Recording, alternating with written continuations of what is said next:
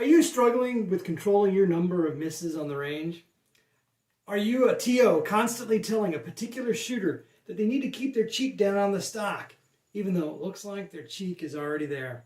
Hi, I'm Branchwater Jack, and this week we're going to talk a little bit about the eyes and how eye dominance affects us all here on the firing line.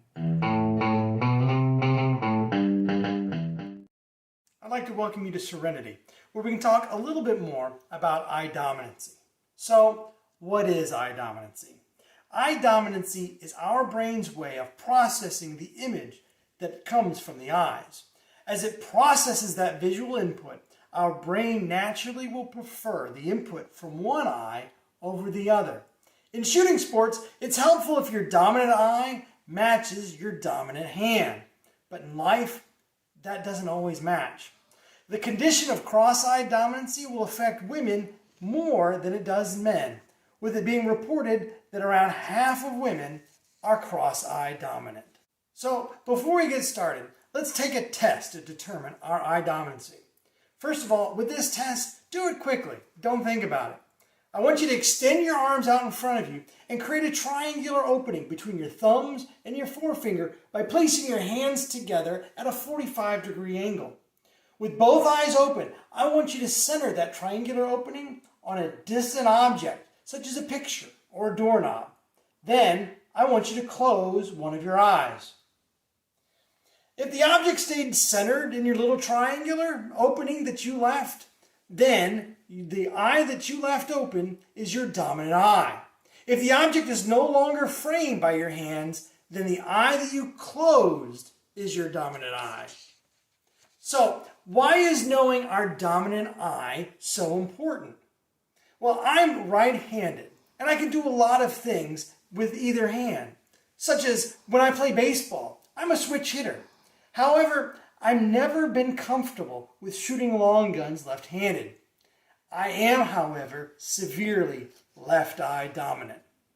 When I shoulder a long gun or aim a pistol, I see the front sight on target. However, my brain is processing the image of the front sight from my left eye. While my brain is processing the front sight as being on target, and that's what I see visually, I actually have the barrel pointed well to the left of the target. If you're left-handed, left eye dominant, or right-handed, right eye dominant, this is not an issue for you. But if you struggle with cross-eye dominancy, what your brain thinks it sees and where the gun is actually pointed are entirely different things. Thankfully, if you're cross-eye dominant, there are some things that we can do to help you compensate for your eye dominance issues. A couple of years into my cowboy action shooting experience, I became frustrated to the point of almost giving up.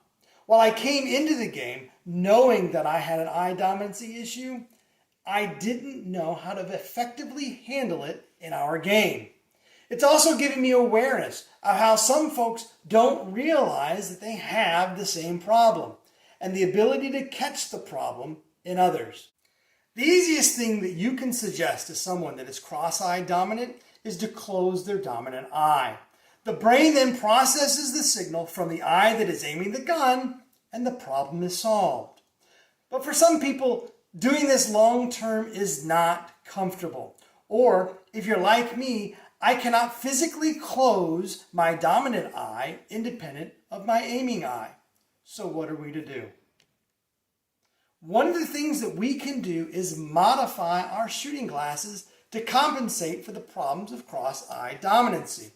Before we moved to our new home, I had a box full of different shooting glasses that I had modified in one way or another to help me find a way to better handle my eye dominancy issues. I tried eye patches, frosted Scotch tape, smiley face stickers, flip-up opaque shields. While some attempts have helped me more than others, none of it worked for me as a long-term solution. These are my first set of shooting glasses that I wore when I finally figured out what it took to help me actually see the targets. They utilize black electrical tape on the inside of the lens. not on the outside. To me, that little distinction was what helped me see the targets, and that's what made the difference. The tape also covers a large portion of the lens because that is what my brain requires in order to shut down the signals it was receiving from my dominant eye. I have a second pair of unmodified glasses that I wear around the range and will switch to my shooting glasses just prior to going to the loading table. After loading, I'll go through a couple of exercises to help my brain and aiming eye get in sync with each other before I'm called up to stage my long guns. Some days, especially if I get tired, it takes my brain a little bit of extra time and exercise to be able to quickly and effectively process the signals that my aiming eye is sending it. And that, to me, is one of the things that's missed when other shooters talk about eye dominancy. Everyone seems to know how you're supposed to fix your eye dominancy problems. But the thing is that we forget that all of our brains are wired differently. While Scotch tape may work for you, all it did for me was give me a murky picture that I had to kind of figure out in process in my mind. It was like I was shooting in a fog. I had to take extreme measures to help me because I had an extreme problem to deal with. If you decide that you can shoot long guns by closing your dominant eye, you may also decide that you don't want to do that when shooting your pistols. There's another method that you can use to better sight in your pictures while shooting with both eyes open. With pistols, you can change your physical setup by tucking in your chin and sliding your hand over towards your dominant eye. By doing that, you're now aiming your pistols with your dominant eye. Identifying these issues early allows us to suggest ways that shooters can mitigate the effects of this condition. When they learn how to deal with cross-eye dominancy issues, aim improves, misses go down, and their enjoyment level goes up. Even if you don't suffer from issues related to being cross-eye dominant, it's important to be able to recognize the symptoms of someone who does suffer from it. And when we introduce someone to firearms for the first time, it should be one of the first things we talk about. Just after, keep your booger hook off the boom switch until you're ready for the gun to go bang. I'm Pranchwater Jack, and I'll see you next time on The Firing Line.